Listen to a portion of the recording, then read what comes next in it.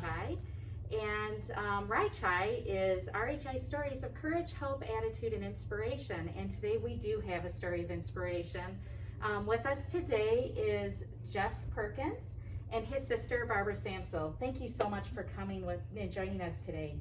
Well, we're happy to be here, happy to help you. Yes. And what brought you to RHI? Traumatic brain injury. You were shot in the head on Good Friday in 2016, on a Friday actually. And it was pretty touch and go from what Barbara has told me. Very touch and go. Yeah.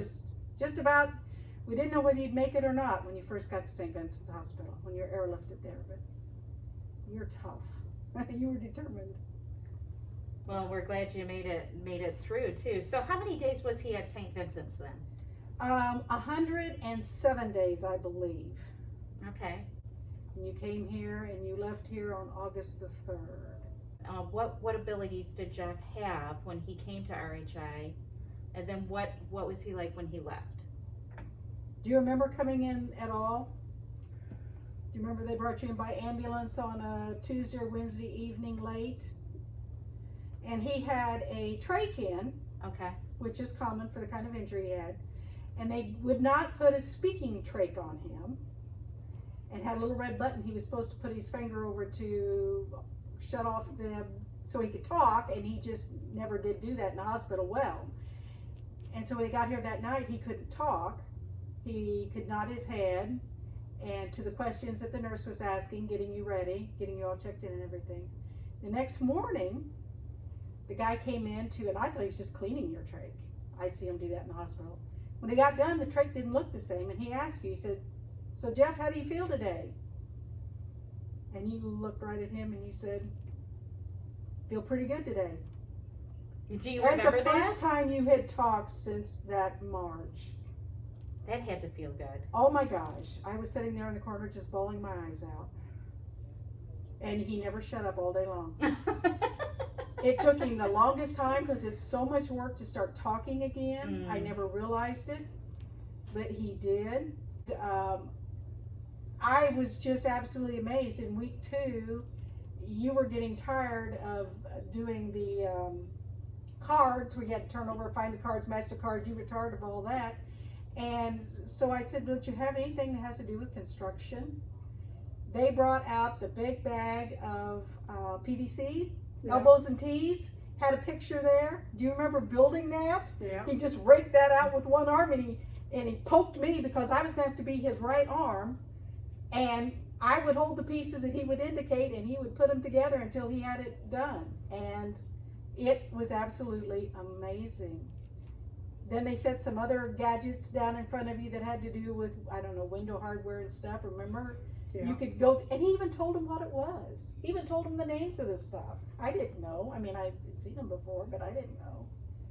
That was on week 2 that he was doing all of that. And getting up, and the first time I actually saw him walk down between the parallel bars with Bill, that was absolutely, I just couldn't get over it.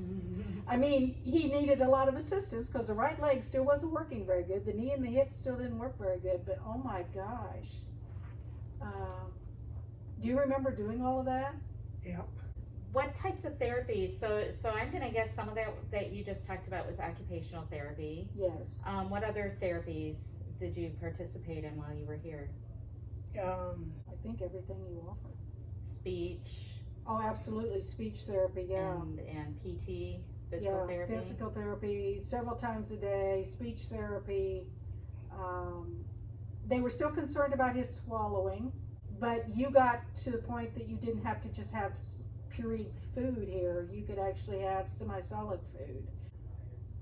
And the nursing care that you had back here was absolutely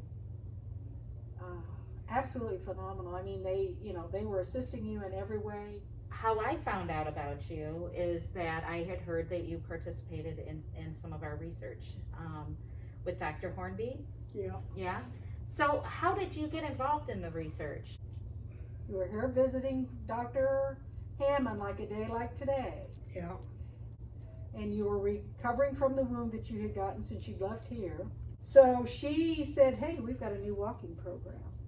And so she really was instrumental in pointing that out to us and steering you towards it. You had to participate in it. You were given the option, but he did. He's worked with Doug, and I mean, it's been truly a blessing. The things that you could do, I never would have dreamed after laying in a bed for 2 years getting over a wound, that you would be able to do the things you could do. Saw you stand up and they asked you to bend over and pick up a shoe off the floor, and I thought, no. Oh yeah, he did it. That's wonderful.